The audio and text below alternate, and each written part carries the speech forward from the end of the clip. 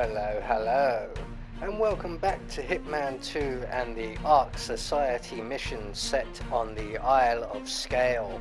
And today we're going to mop up the last of the discoveries and feats, starting today with Magpie, which entails collecting 30 of the commemorative tokens, and we'll follow that up with a true test of Skillet for knocking out 10 people with a frying pan while disguised as a chef.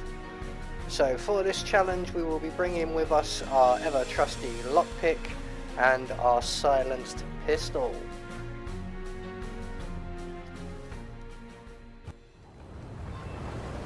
So right from the start, off the bat, you will notice that I've already been through the level and I have eliminated our two main targets, the Washington twins. So we are going to make our way up towards the castle, and we are going to go up past the entrance area, up the drain pipe beyond, and up here we find ourselves the gatehouse. We're going to approach the gatehouse, plug ourselves up by the door, open the door, select our silenced pistol, and we're just going to wait here for the guard between us and the surveillance system to get out of our line of fire, and when he does we can take the surveillance system out and we won't have to dodge cameras all night. So he's moving away now, so we're just going to take careful aim and take out the cameras. So with that done, we are now going to go over to the edge here where the portcullis style thing is, and across the entrance hall we will find a giblet. We're going to shoot down that giblet, and then we are going to descend back down the drain pipe. So from here we're going to make our way over to the chapel area, just like we do with many of these videos, and we're going to acquire ourselves a guard's outfit, just so that we're able to move around a larger area without being molested. So we're going to grab this wrench that's just here as well, make our way round past into the crypt area. Now because I've already been through the mission, the gun that would normally be on the sarcophagus has already been collected, but the gun should be on the sarcophagus in the crypt for you. But once we have that gun, we're just going to drop it there on the floor, and we're going to hide ourselves behind the wall here. And what we're going to do now basically is wait for the patrolling guard, who currently is looking out to sea, to return. He will spot that gun and he will go and take it and put it back in the box that we took it from. Or is that what I was thinking? If you took it from the sarcophagus, he will then take it past us to the box. So once he gets near the wall, we're going to smash the subdue button, render him unconscious. We're going to hide his body in the crate provided, and we're going to take his outfit. So from here we're going to make our way deeper into the crypt, and we're going to knock out his companion here as well, just for good measure. And we're going to drag his body behind us. We will find a second crate. So they get a whole crate to themselves each. So with him safely tucked up, we're going to make our way through the hole in the wall. And out here, we're going to pull out our silenced pistol, and if we look up, we find a giblet. We're going to shoot down that giblet. And in this giblet, we will find 7 of the commemorative tokens, or coins. So we're going to collect up all 7 of these. And we need 30 for the Magpie challenge to pop. It sounds daunting, but it's not that bad. So we're going to make our way back into the crypt, and just by the tomb we will find another coin, and by the other tomb we will find another coin, and just outside of the crypt by the foot of the stairs we will find coin number 10. So we're 1/3 of the way through already, and that's just in the chapel area alone. So we're going to make our way out to where the initiate is. We're going to select our wrench, and we're going to throw our wrench against the wall there. That will get the initiate's attention, and he will come along to investigate, and when he does we can render him unconscious, and we're going to hide his body somewhere a bit more substantial than the tall grass here. So we're going to drag his body around back into the chapel area, right to a crate basically where we picked up our wrench from. So once he's safely tucked up, we can go back to where we knocked him out and find that he has dropped 2 coins. So that will put us at 12. Just going to collect up everything else as well. So from here we're going to make our way around past the effigy stairs, and just on the far side we'll find another coin, and we're going to go through this doorway. Be aware of the enforcer ahead of us there, where we'll find yet another coin, and we're going to jump up onto the ledge, run along the corridor here past these 2 guards, and just on our left we will find yet another coin, and beyond that we will find ourselves a small drain pipe that will lead us up to the antique cannon, and on the antique cannon we will find, you've guessed it, a coin. So we're going to descend back down the drain pipe once again and head in the opposite direction we are facing, and just over here on these, just by the statue of the dragon I believe it is, or a bat, we'll find yet another coin. So we're now going to retrace our steps and go back down towards the entrance hall.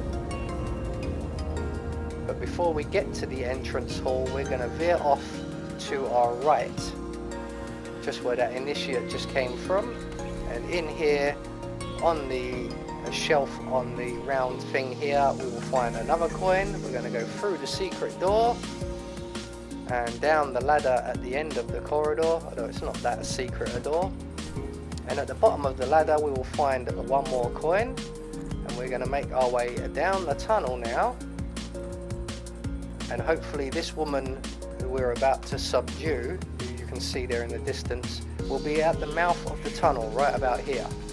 But for me, because I've already been through the level for a little while, she has moved away, so we've had to get her out in the open, but she will drop a coin once we've subdued her. I'm just going to cover my tracks a little bit and drag her back into the tunnel itself. So I've lost count of how many coins we have, but we have many. I think it's 20 now, so we're 2/3 of the way there.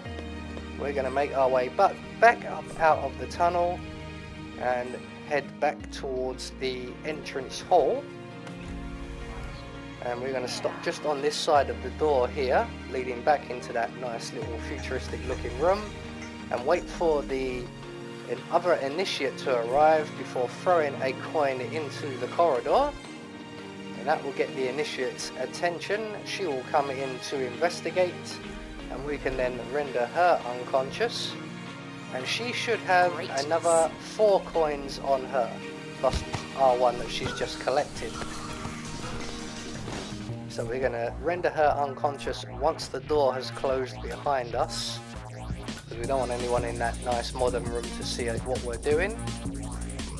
So once we've collected up everything that she drops, and the screwdriver we've absolutely grabbed as well, we're going to drag her body back down towards the trapdoor ladder.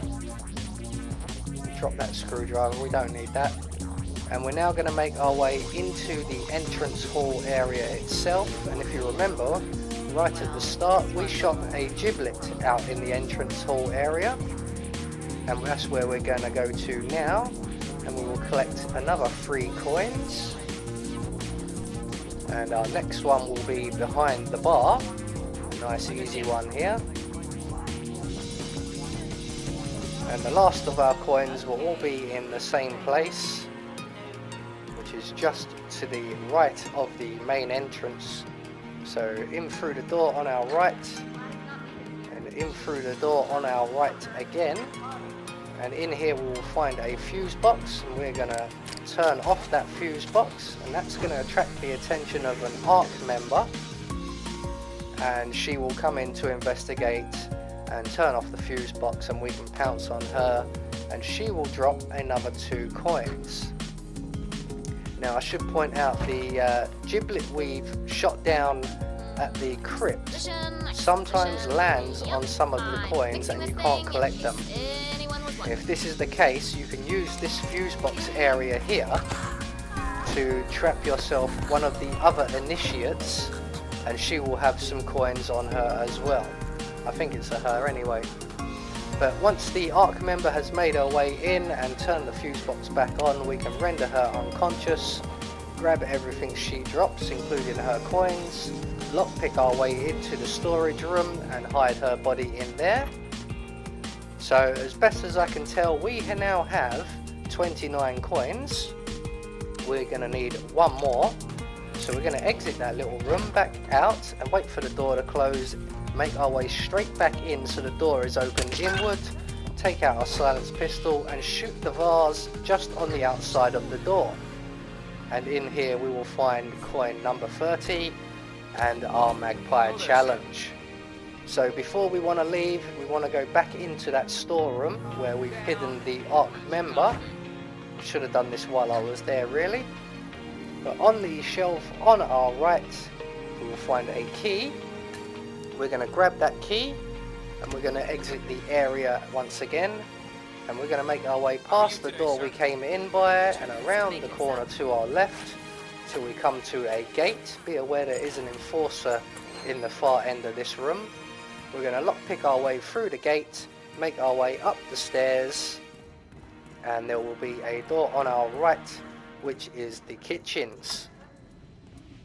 So we're going to make our way into the kitchen area. There is one enforcer in here and that is the head chef. But we're going to make our way past all of the staff and into the walk-in freezer, and we're going to start utilizing these 30 coins we've collected. So I'm going to place a trail of coins right through the walk-in freezer, right to the very back. Use as many coins as you want, but that should be enough there. And we're going to wait just by the door here for the head chef to be at his closest position, which he currently was for me. We're going to take another coin and throw it at the wall with the door open, and we're going to hide in the freezer provided. Now eventually the head chef will come along. It doesn't have to be the head chef, any chef will do. We just happen to have snagged the head chef, who is the enforcer and will be an enforcer to the other chef outfits. But he's going to come in and start collecting up all of those coins. And once he's made his way past the freezer, we can exit the freezer, get behind the chef, render him unconscious, and we're going to collect up all of our coins, of which there are many. I think I put down about 6 in the end, including the one that I threw at the door. So once we have everything collected back up, we're going to take the chef and hide his body in the freezer. We're going to take his outfit. There we go, looking very snazzy. And at this point I strongly recommend dropping a save, because for this next section we don't want things to go wrong. We need to knock out 10 people while disguised as a chef with a frying pan, but we cannot be spotted. So we can't just charge through knocking loads of people out and run away. We need to do this without being spotted by anyone. So having a save ready will be a good idea. And we're going to start with the other chefs, 2 of which are right here. Third is mopping the floor in the next room, and almost got caught out with the punch glitch there, or the frying pan glitch.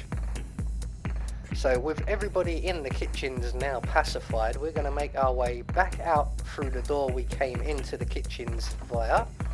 And out here we will find 2 serving staff. So we're just going to drop our frying pan on the floor for the moment. We're going to select our coins once again, and we're going to throw one over by the keep door. And that will attract the attention of the waiting staff. One of them will send the other one over to investigate, thus separating them.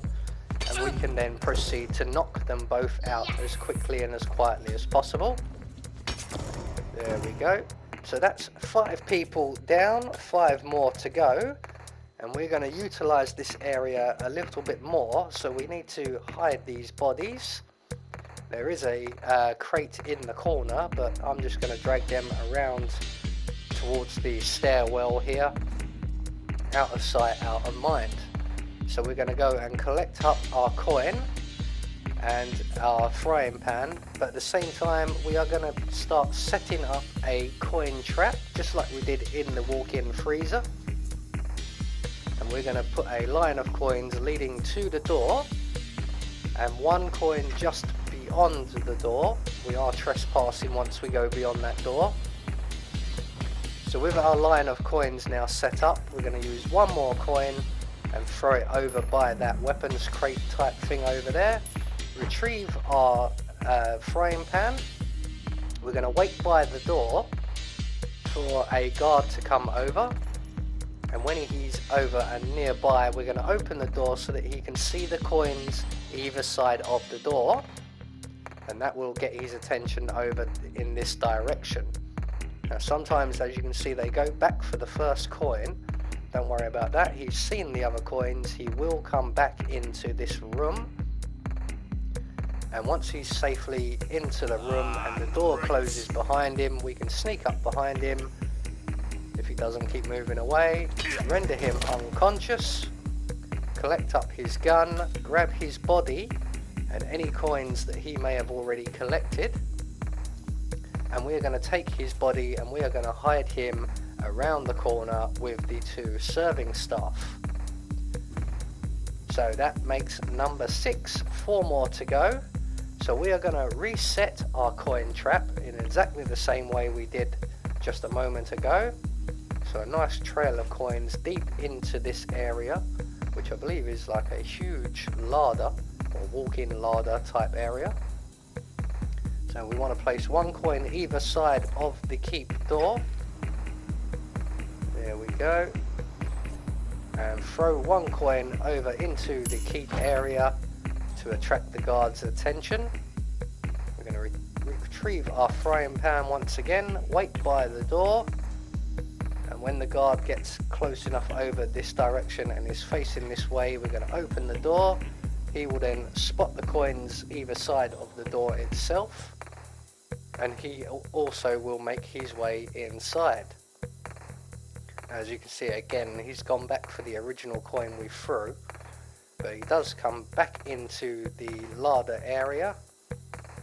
And once he's made his way deep enough inside, we can pop out of our little hiding spot, wait for the door to close, sneak up behind him, render him unconscious, and collect up everything he drops, including any coins he may not have already collected, because we are now done with this room. Now, you don't have to hide this guy's body, but I felt it necessary to just keep it nice and neat and tidy. So that leaves us one more guard out in the keep area.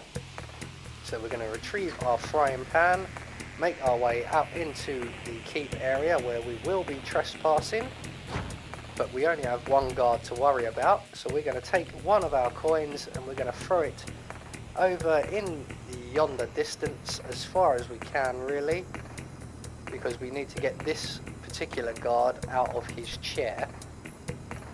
So we're just going to throw a coin over there, retrieve our frying pan, and we're going to use all of these boxes and that for cover.